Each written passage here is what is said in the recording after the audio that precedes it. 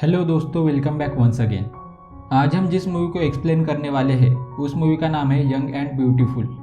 दोस्तों, अगर आपको एक्सप्लेनेशन अच्छा लगता है तो प्लीज़ वीडियो को लाइक करो और हम ऐसे ही मूवी एक्सप्लेनेशन वीडियोस लाते रहते हैं, तो चैनल को सब्सक्राइब करो।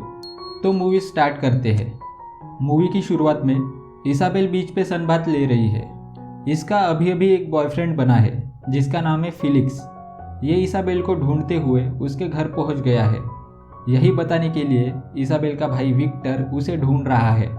इसाबेल नहीं चाहती थी कि ये सब उसकी मदर को पता चले, पर उन्हें पता चल गया है। मदर कहती है कि आज रात तुम उसे डिनर पर बुला सकती हो। उसने मना करते हुए कहा कि वो ज़्यादा स्मार्ट नहीं है और मैं उसे नहीं बुलाना चाहती। अगले दिन जब फिलिक्स बीच पर था तो इसाबेल भी वहाँ गई। आज रात एक पार्टी थी तो इसाबेल को इनवाइट करता है। इसके बाद हम देखते हैं कि इसाबेल और फिलिक्स बीच पे एंजॉय कर रहे हैं। इसके बाद ये दोनों यही बीच पे इंटीमेट हो गए। ये इसाबेल का फर्स्ट टाइम था, पर उसे कुछ भी फील नहीं हो रहा था। कुछ दिन बाद इसाबेल का बर्थडे था। अब वो 17 साल की हो चुकी है। समर वैकेशन भी खत्म हो चुका था, तो ये अपने घर पेरिस वापस जा रही है। रास्ते में उसे फिलिक्स दिखा, पर वो उसे मुड़कर नहीं देखती। उसे फिलिक्स के लिए कोई फीलिंग्स नहीं थी, वो बस उसे यूज कर रही थी। काफ़ी दिन गुजर जाते हैं।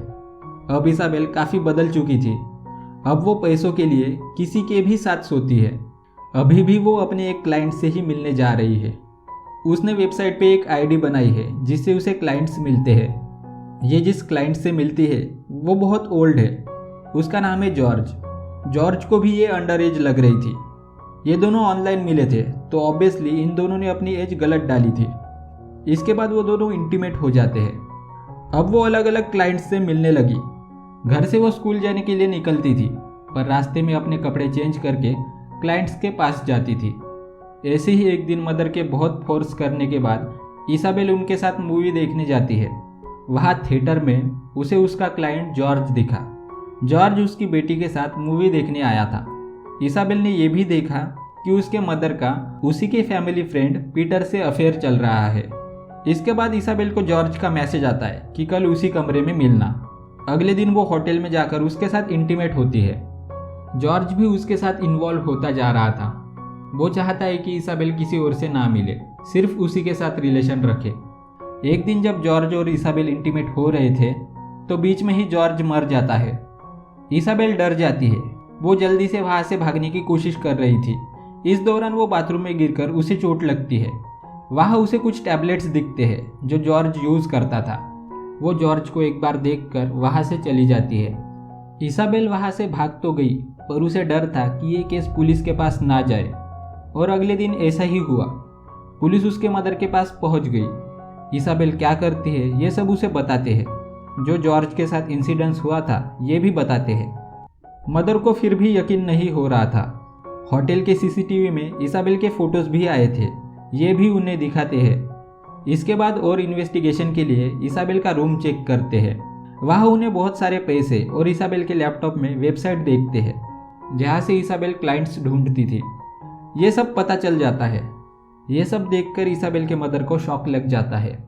जब इसाबेल घर आती है तो मदर उसे बहुत मारती है, पर वो उसकी मदर थी तो उसके लिए बहुत वरीड है। दूसरे दिन इसाबेल पुलिस को अपना स्टेटमेंट देती है।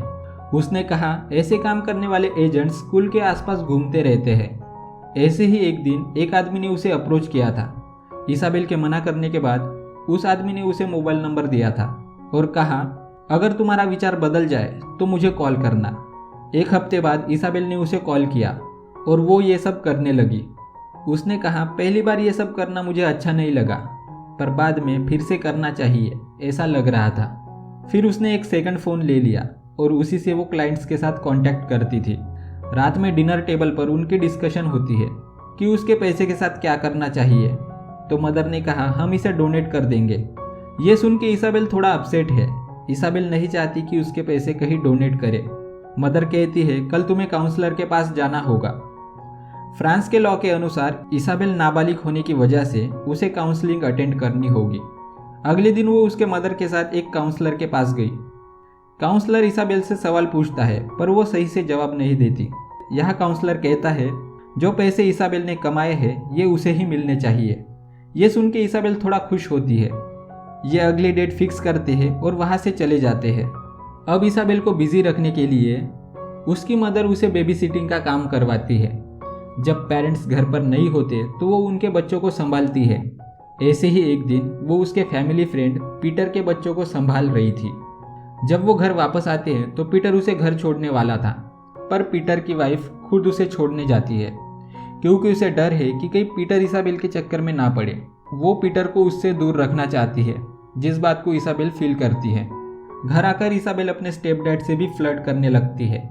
मदर ने जब यह देखा तो उसे अपने रूम में जाने के लिए कहा। वो अब इसाबेल को किसी बोर्डिंग स्कूल में डालने की सोच रही है। इसके बाद इसाबेल अगली मीटिंग के लिए काउंसलर के पास आई थी। काउंसलर उससे पूछता है कि तुमने ये काम क्यों छोड़ दिया। इस पर वो जॉर्ज के बारे में बताने लगती है। वो कहती है, जॉर्ज मुझे अच्छा लगने लगा था। सारे क्लाइंट्स में से मैं सिर्फ जॉर्ज के साथ कंफर्टेबल फील करती थी। वो इंटीमेट होने के बजाय मुझे सहलाया करता था। जॉर्ज के मरने के लिए वो खुद को गिल्टी मानती है। आगे कहती है, पहली बार मुझे मेरे काम को लेकर बुरा लगा और अब वो ये काम नहीं करना चाहती। अगले सीन में इसाबेल अपनी एक दोस्त के साथ एक पार्टी में जाने वाली है। दरअसल उसकी फ्रेंड उसके बॉयफ्रेंड के साथ पहली बार इंटीमेट हुई थी, इसलिए वो एंजॉय करने पार्टी में जाते हैं। ये पार्टी उसे बोर हो रही थी। वो ज़रा हैंग आउट करने के लिए बाहर जाती है। वहाँ उसे उसका क्लासमेट एलेक्स मिलता है। एलेक्स उसे बहुत पसंद करता है।